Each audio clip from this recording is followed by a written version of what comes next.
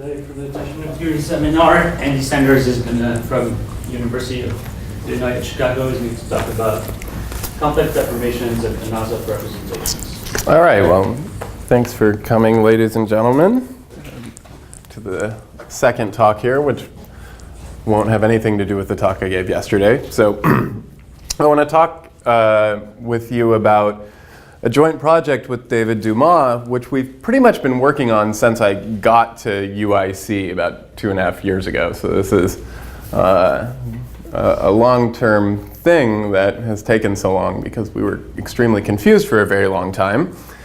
But our goal was the following. So classical Teichmüller theory and the theory of quasi-Fuchsian groups mixes a lot of interesting subjects. Mixes hyperbolic geometry and mixes the theory of locally homogeneous geometric manifolds, particularly through the theory of complex projective structures, and it mixes deformation theory of compact complex manifolds. Now, recently, lots of new interesting surface group representations have been found into higher rank Lie groups.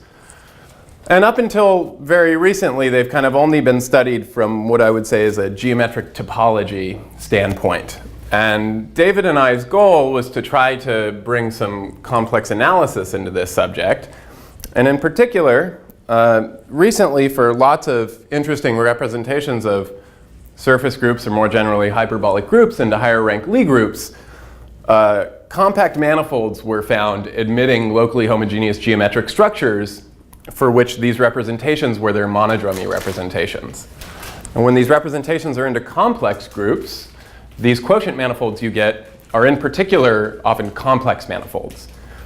And so we set off on kind of a general study of the complex geometry of locally homogeneous geometric manifolds, which are also complex manifolds, with the aim of kind of understanding which pieces of the theory of quasi-Fuchsian groups, for instance, might have some kind of analog in higher rank, or what that kind of analog might look like, or how to interpret the theorems you know from quasi-Fuchsian groups in a broader setting.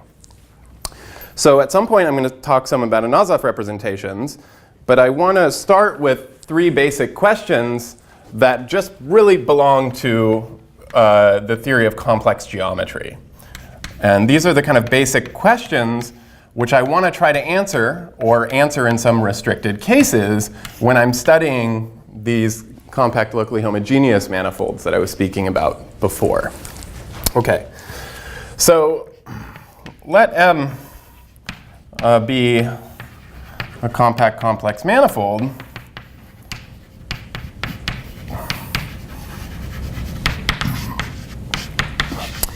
And I'm not saying that these are the 3 most basic questions one can ask, but they're the 3 questions I'm going to ask. So the first question is basically, can M be cut up into pieces that make it simpler? Now, what's a good way to cut a manifold into pieces? Well, a good way to do that is to submerge it onto a manifold of lower dimension. But we're in complex geometry, so I want to do that in the holomorphic world. So I'm going to ask, does M admit a non-constant holomorphic map F down to X, where X here is a compact Riemann surface of positive genus. Now this question is also interesting for genus 0, but I'm not going to be able to answer it there, so this is the reason I'm asking it this way. 2, which actually ends up being related to 1, among complex manifolds, the theory kind of diverges into 2 groups, those studying complex manifolds that arise from geometric constructions, like I'm about to talk about here, and those arising from analytic constructions. And the ones arising from analytic constructions, the ones that are most well understood, comprise a subclass, namely the Kähler complex manifolds. So question number 2 is going to be, does M admit a Kähler metric? So I guess this has overlap with what we talked about yesterday. So in particular, M is some complex manifold. Does M admit a Riemannian metric for which that complex structure is orthogonal and parallel. Okay, and in fact, 1 and 2 turn out to be very closely related. And I'll explain how at some point. And 3 is a much more open-ended question, but a very basic question in complex geometry. And that's, can we understand the deformation theory of M?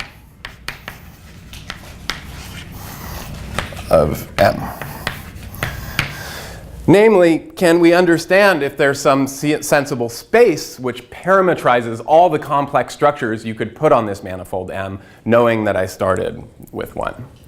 So the goal of this talk is to try to give some answers under suitable hypotheses, some answers to 1, 2, and 3 when M is the following kind of complex manifold. So G, complex Lie group, and H, a closed complex subgroup.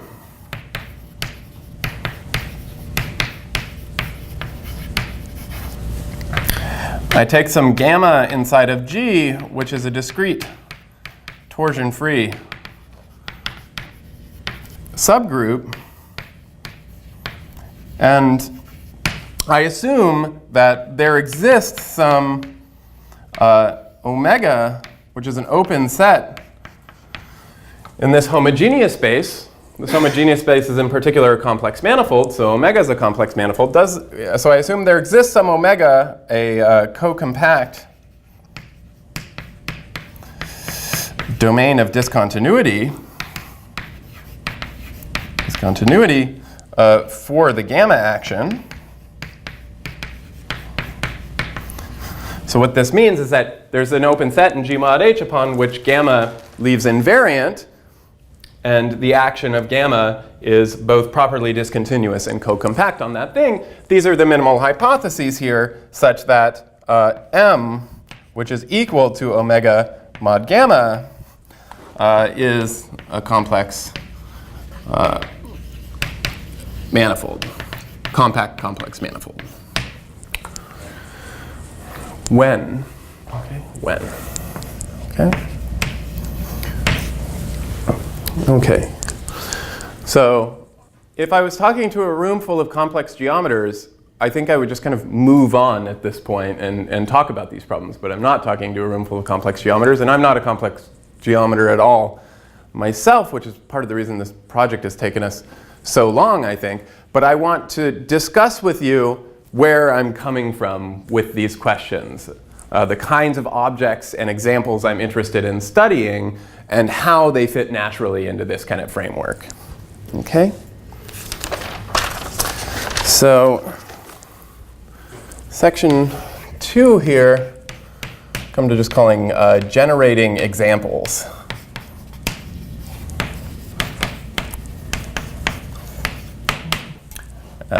Anosov representations.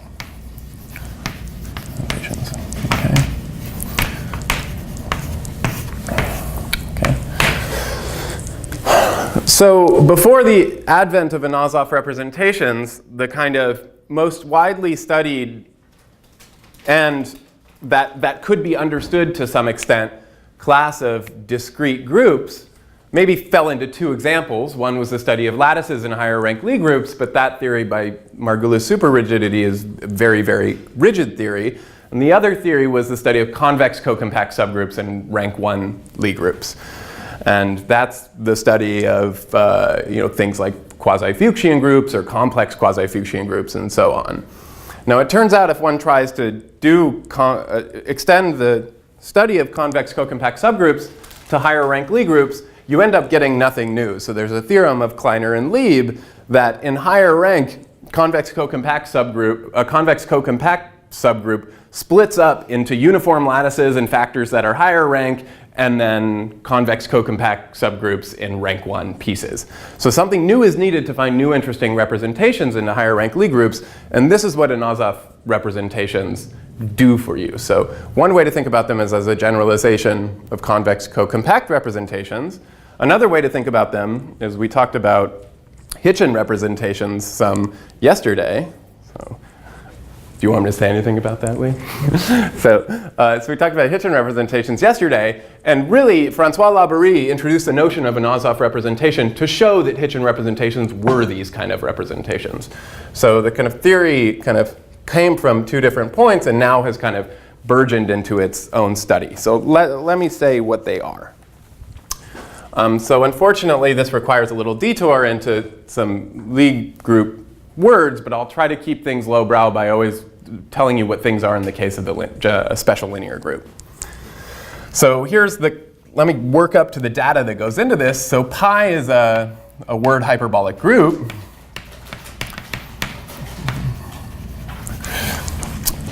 G is a semi-simple Lie group. Okay, so e.g. SLNR, or if we want to talk about complex groups, SLNC, like I mostly do.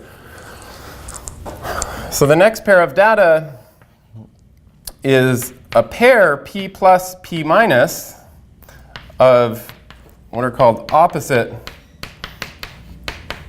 parabolic subgroups.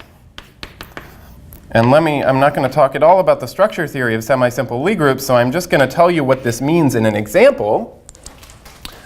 Let me just give one more notational thing. L is going to be the intersection of these two things, which is so-called common Levy factor of these two parabolic subgroups. So without defining any of these words, let me give an example.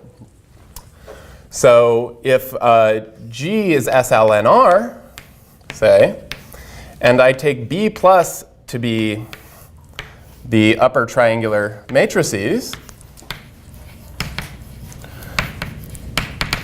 which is the so-called minimal parabolic of SLNR, or in this case, also called the Borel subgroup, then the opposite parabolic, which is always determined by a choice of a parabolic, is, well, in this case, you can almost make the most obvious guess for what opposite must mean. You take the lower triangular matrices. Triangular. Okay? Okay. And generally, inside of SLNR, the parabolic subgroups can all be conjugated to be block upper triangular. And the opposite ones to those will be the ones that are block lower triangular. The intersection of opposite parabolic subgroups in SLNR always then consists of blocks along the diagonal. So here Levy, which is B plus intersect B minus, is then the diagonal matrices. And the technical definition here to be opposite is that their intersection should be the maximal reductive subgroup in each of them. But let's not worry about these Lie theory words if you don't already know them. If you know them, then you're fine with them. If you don't already know them, think about an example like this or block matrices. Okay. Okay. So definition.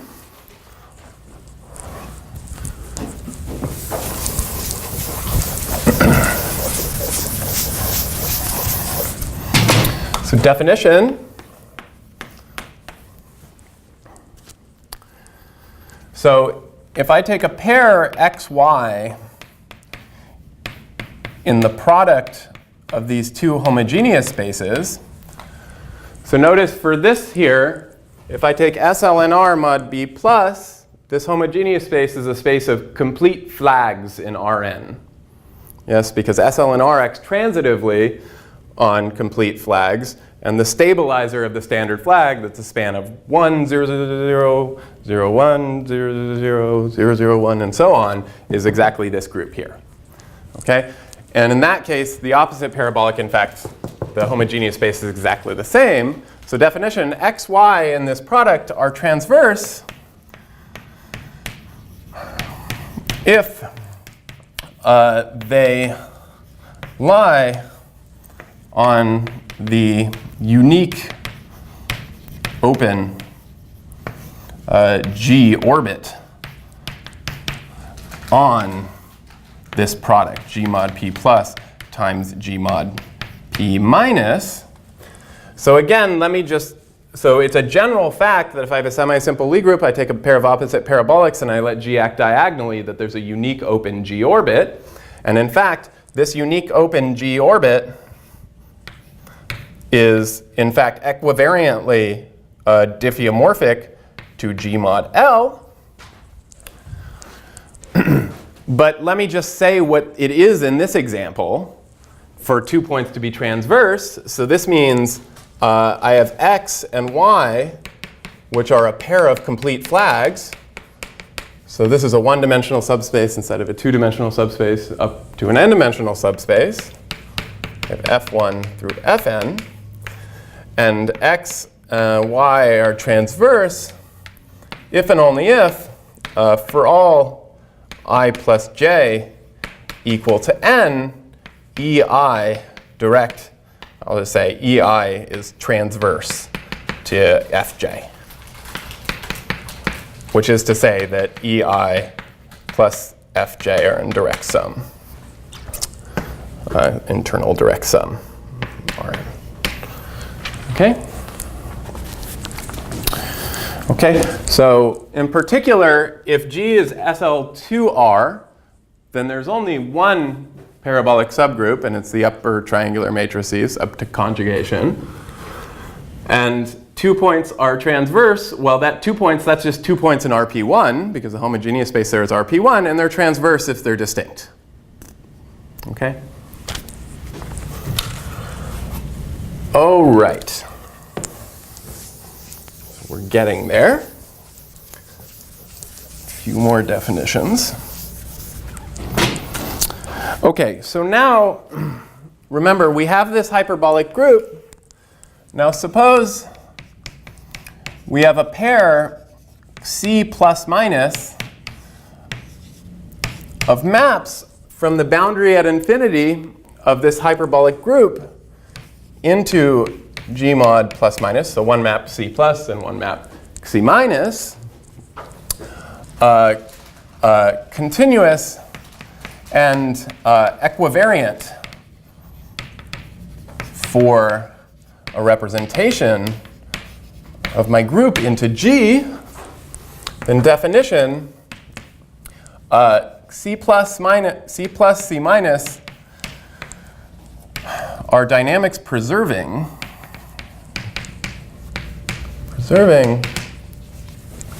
for rho if the following thing happens.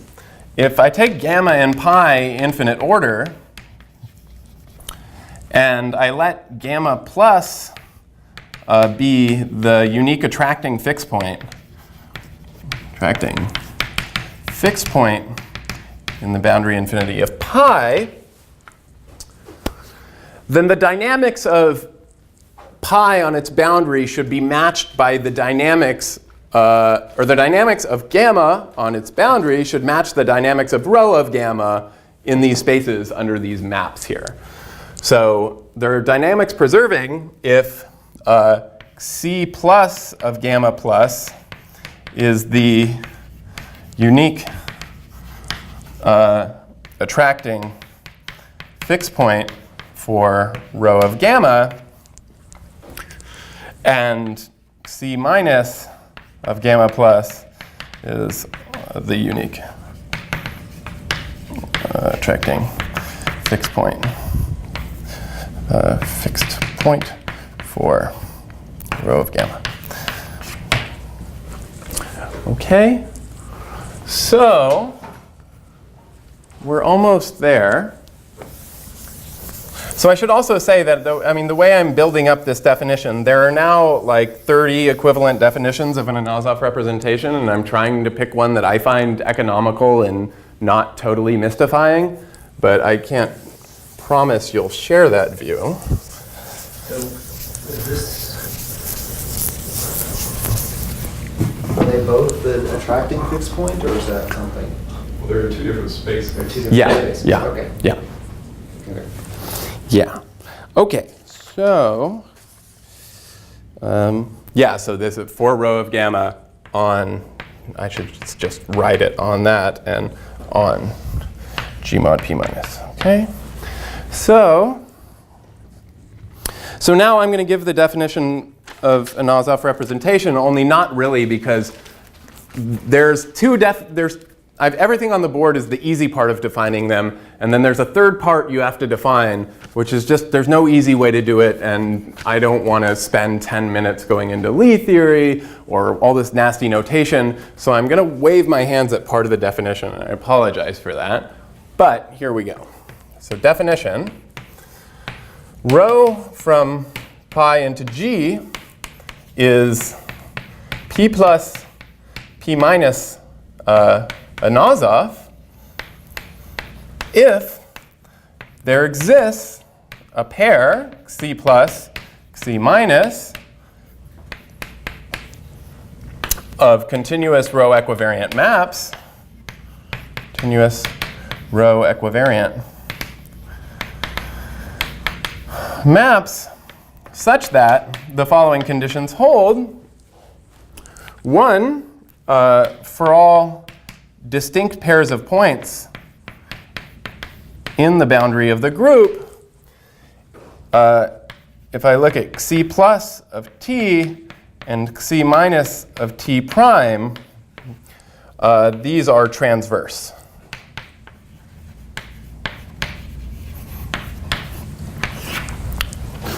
Okay? So let me just stop right now and say something about this. If this is a generalization of convex co-compact, then if I take a Fuchsian group into PSL2R, it ought to satisfy this definition. Both of these homogeneous spaces are just RP1 here. This is just going to be the boundary map of the hyperbolic structure. And number 1 says that the boundary map is injective. Okay? Number 2 is that Xi plus, Xi minus are dynamics preserving for rho. This is just the statement that the image of the representation consists of hyperbolic elements for a Fuchsian representation. Okay? And 3 is, I'm not going to tell you. Okay, tell you. What I will say is that 3 is a kind of refinement of number 2. So number 2 tells you that the north-south dynamics on the boundary of the group are respected under these boundary maps. But they don't just need to be respected. Some kind of exponential contraction and expansion needs to be going on.